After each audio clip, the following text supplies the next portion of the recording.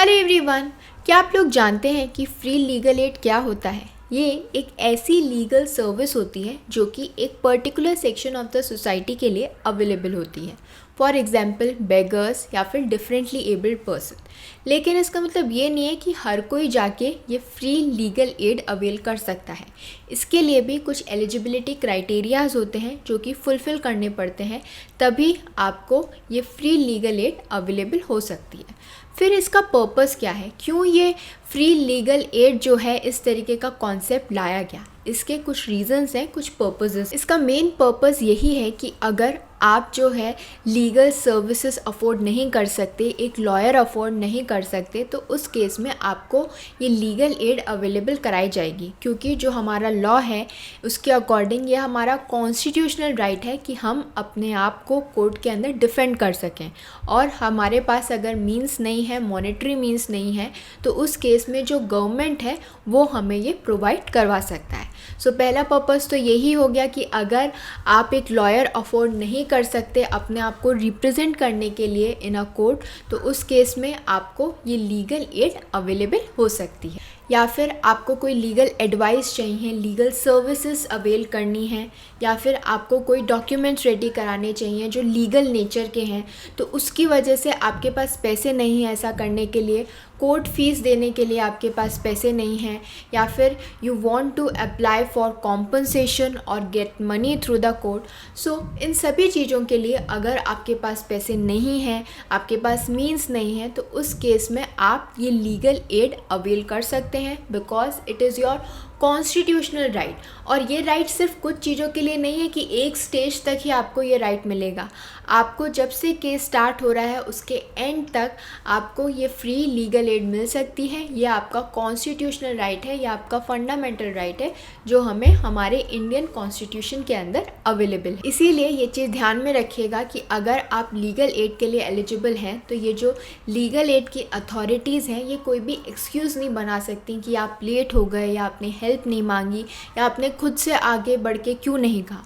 ये उनकी ड्यूटी है आपको बताना, उनकी ड्यूटी है ये मेक श्योर करना कि आपके पास मीन्स है कि आप किस तरीके से अपने आप को डिफेंड कर सकें। अगर आपको कोई भी लीगल सर्विसेज चाहिए तो आप उन्हें अवेल कर सकते हैं, और लीगल एड अथॉरिटीज़ जो हैं वो इस तरीके का कोई भी एक्सक्यूज़ नहीं बना सकती। So if you are eligible for legal aid you have the right to get it. अब हम ये तो समझ गए कि कैसे ये जो लीगल एड है ये हमारा कॉन्स्टिट्यूशनल राइट है, उन लोगों का कॉन्स्टिट्यूशनल राइट है जो कि इसके लिए एलिजिबल है। लेकिन ये एलिजिबिलिटी क्राइटेरिया है क्या और पता कैसे चलेगा?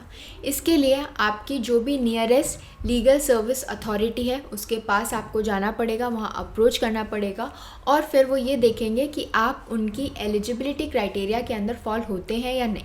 तो दो क्राइटेरियाज होते हैं।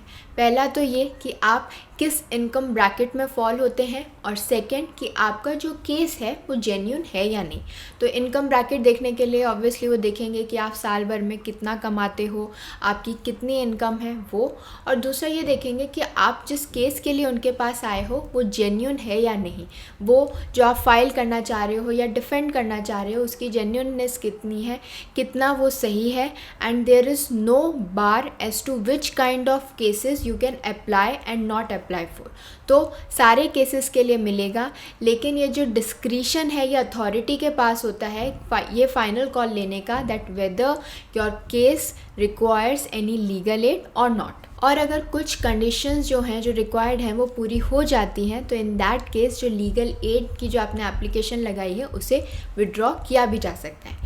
ये क्राइटेरियाज जो मैंने आपको बताए ये ज़रूरी हैं। इनकम का क्राइटेरिया और जेन्युइननेस का क्राइटेरिया, ये दोनों ही क्राइटेरिया जो लीगल अथॉरिटीज़ हैं वो देखती हैं। लेकिन इसके अलावा भी कुछ लोग ऐसे हैं, कुछ ग्रुप्स ऐसे हैं कि उनकी इनकम क्या है इससे फ़र्क नहीं पड़ता, वो लीगल एड जो है अवेल कर सकते हैं, इस फ्री लीगल एड को अवेल कर सकते हैं। अब वो कौन कौन से लोग हैं? So any person who belong to the schedule caste और शेड्यूल ट्राइब्स। तो शेड्यूल कास्ट या शेड्यूल ट्राइब के जो भी मेंबर्स हैं वो इस फ्री लीगल एड को अवेल कर सकते हैं, या फिर कोई भी पर्सन जो कि विक्टिम रह चुका है ह्यूमन ट्रैफिकिंग का, या फिर डिसेबल्ड पर्सन है, डिफरेंटली एबल्ड पर्सन है आइदर मेंटली और फिजिकली, या फिर अगर वो कोई लेडी है, कोई बच्चा है, वुमेन है या चाइल्ड है तो वो अवेल कर सकता है। उनका इनकम ग्रुप नहीं देखा जा रहा है, जेन्युइननेस ऑफ द केस नहीं देखी जा रही है। ये वो लोग हैं जो फ्री लीगल एड कभी भी जाके जो है उसके लिए मांग कर सकते हैं लीगल सर्विस अथॉरिटी के पास। या फिर कोई भी पर्सन जो कि विक्टिम है एक मास डिज़ास्टर का, एथनिक वायलेंस का, caste atrocities, flood, drought, earthquake, industrial disaster या इस तरीके का कोई भी डिज़ास्टर अगर उसके साथ हुआ है, उसका वो विक्टिम है, वो कोई इंडस्ट्रियल वर्कमैन या फिर कोई भी पर्सन जो कि कस्टडी में है, including protective custody, juvenile home, psychiatric hospital या फिर साइकेट्रिक नर्सिंग होम, तो वो भी जो है अवेल कर सकता है। या फिर ऐसा कोई भी पर्सन जिसके ऊपर चार्ज है which might result in imprisonment.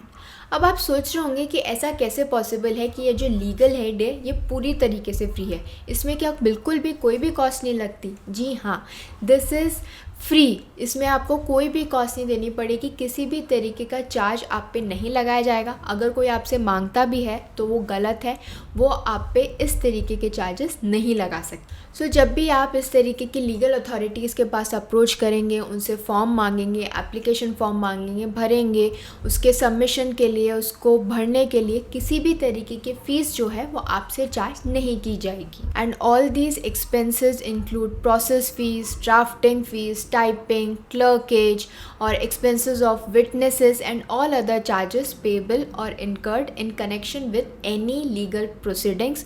ये सारे के सारे जो चार्जेस हैं इसके लिए आपको कुछ भी पैसे नहीं देने पड़ेंगे। You do not have to pay anything, ये सब फ्री ऑफ चार्ज है। और अगर कोई आपसे मांग रहा है तो वो गलत है। अब आप सोच रहे होंगे कि इस लीगल एड को पाने के लिए हमें किस अथॉरिटी के पास जाना पड़ेगा, हम किसको अप्रोच करें। तो सबसे पहले आप जा सकते हैं स्टेट लीगल सर्विस अथॉरिटी के पास।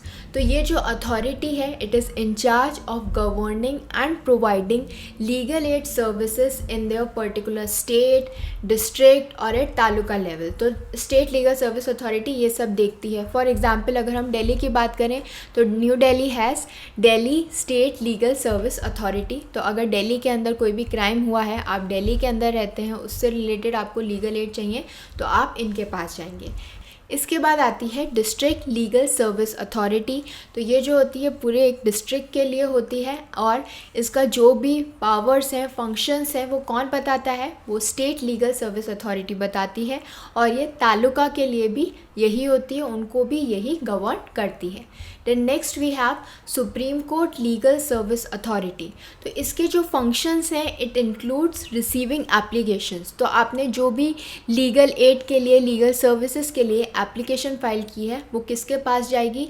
सुप्रीम कोर्ट के पास जाएगी। और ये जो सुप्रीम कोर्ट की लीगल सर्विस अथॉरिटी होती है ये एक पैनल बनाती है जिसके अंदर एडवोकेट्स होते हैं और डिटरमाइन करती है कि जो लीगल सर्विसेज के अंदर कॉस्ट लग रही है वो कितनी होनी चाहिए, कितनी हम इनकर कर सकते हैं। Next we have high court legal service authority. ये एग्जैक्टली सेम बिल्कुल supreme court legal service authority की तरह ही काम करती है, इसका काम सेम है, लेकिन ये स्टेट लेवल पे काम करती है एंड प्रिस्क्राइब करती है कि स्टेट अथॉरिटीज़ जो हैं वो किस तरीके से काम करें, उनमें क्या क्या फंक्शंस हो, तो वो उसको भी गवर्न करती है। अब हम समझते हैं कि ये जो लीगल एड है इसके लिए अप्लाई कैसे किया जाए। तो इसके लिए सबसे पहले तो आपको एक एप्लीकेशन भरनी पड़ेगी और ये बताना पड़ेगा that you are eligible to get this legal aid. तो इसके अंदर अगर आप इनकम का ले रहे हो तो आपको अपना इनकम सर्टिफिकेट देना पड़ेगा कि आपकी जो इनकम है वो कितनी है, उसका प्रूफ देना पड़ेगा। अगर जेन्युइननेस है तो केस की जेन्युइननेस आपको बतानी पड़ेगी।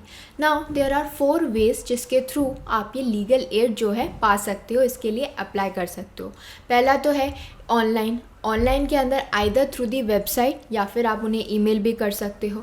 अगर हम इन पर्सन की बात करें तो इन पर्सन के लिए या तो आप राइटिंग में उन्हें एप्लीकेशन फॉर्म वहाँ जाके सबमिट कर सकते हो या फिर डायरेक्टली उस अथॉरिटी के पास जाके उन्हें वर्बली, ओरली बता सकते हो कि कैसे आप लीगल एड चाहते हो and you are eligible for it. तो आपको अथॉरिटीज़ के पास जाके वहाँ पे पर्सनली बताना पड़ेगा। अगर हम ऑनलाइन की बात करें तो ऑनलाइन प्रोसीजर के लिए अगर हम वेबसाइट के थ्रू बात कर रहे हैं तो इसके लिए आपको नेशनल लीगल सर्विस अथॉरिटी की वेबसाइट पे जाना पड़ेगा, लॉगिन करना पड़ेगा, सारी डिटेल्स वहाँ पर फिल करनी पड़ेंगी कि आपको लीगल एड एप्लीकेशन है, क्यों चाहिए, आपकी सारी पर्सनल डिटेल्स वो मांगेंगे, लीगल एड डिटेल्स मांगेंगे, केस की डिटेल्स मांगेंगे। तो ये सारे चीज़ें आपको बतानी पड़ेगी, जो भी डॉक्यूमेंट्स वो आपसे मांग रहे हैं वो सब भी आपको वहाँ पे अटैच करना पड़ेगा। और जब आपने ये सारी डिटेल्स भर दी हैं तो उसके बाद आप उस फॉर्म को जो है सबमिट कर सकते हैं और उसके बाद उस आपकी एप्लीकेशन का क्या है उसे ट्रैक भी कर सकते हैं कि उसका क्या प्रोसीजर है, आपको लीगल एड मिलेगी नहीं मिलेगी। इसका ट्रैक करने के लिए भी आप जो है इसका जो एप्लीकेशन नंबर होगा उससे आप उसे ट्रैक कर सकते हैं। अगर हम online procedure through via mail की बात करें तो मेल इज़ ईजी। जो उनका ईमेल आईडी है आपको उनकी वेबसाइट पे ही मिल जाएगा। उसके ईमेल आईडी के ऊपर आपको पूरा मेल लिखना पड़ेगा जिसमें आपको सारी डिटेल्स देनी पड़ेंगी अपने बारे में, अपने केस के बारे में, सारे डॉक्यूमेंट्स उसके साथ लगाना पड़ेगा। और जो डिटेल्स की मैं बात कर रही हूँ, डिटेल्स का मतलब सब कुछ, आपका नाम, नंबर, आप कैसे इस लीगल एड के लिए जो है एलिजिबल हो, जो भी प्रूफ आप दे रहे हो, भले अगर आप किसी कैटेगरी से हो, वुमेन हो, चाइल्ड हो, अगर इनकम ब्रैकेट में हो, तो जिस भी थ्रू आप अपनी एलिजिबिलिटी प्रूफ कर रहे हो तो वो भी डॉक्यूमेंट्स जो हैं आपको सारे लगाने पड़ेंगे।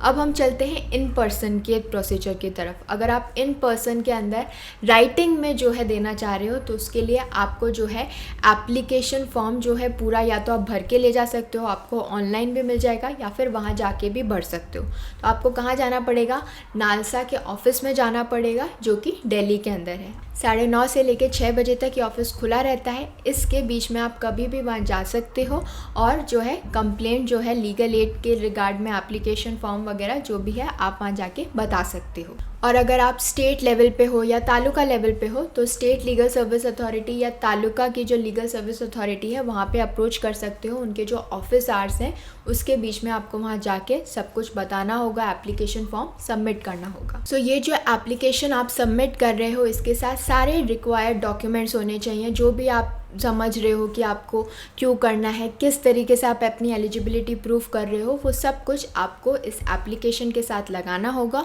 और फिर उस अथॉरिटी के पास सबमिट करना होगा। या तो आप इन पर्सन जाके खुद सबमिट कर दो या फिर उनके एड्रेस के ऊपर पोस्ट भी कर दे सकते हो। तो इस तरीके से आप किसी भी तरीके से जो है आप अपनी information in legal service authorities के पास पहुंचा सकते हो। और अगर आप राइटिंग के थ्रू ना जाके ओरली अपना जो एप्लीकेशन है उसे सबमिट करना चाहते हो, आपको नहीं पता कैसे करना है, तो आप उनके ऑफिस में जाके वहाँ पे वॉलंटियर्स होते हैं, पैरा लीगल पर्सन्स होते हैं जो आपकी हेल्प करेंगे इस एप्लीकेशन फॉर्म को सबमिट करने में और अपनी सारी डिटेल्स देने के लिए। So this is the procedure through which you can apply for free legal add. So I hope आप लोगों को समझ में आया कि फ्री लीगल एड क्या है, किसे मिल सकता है, कैसे उसके लिए अप्लाई किया जाएगा। Thank you for watching this video. Don't forget to follow Nyaay and do join us again for more of India's laws explain.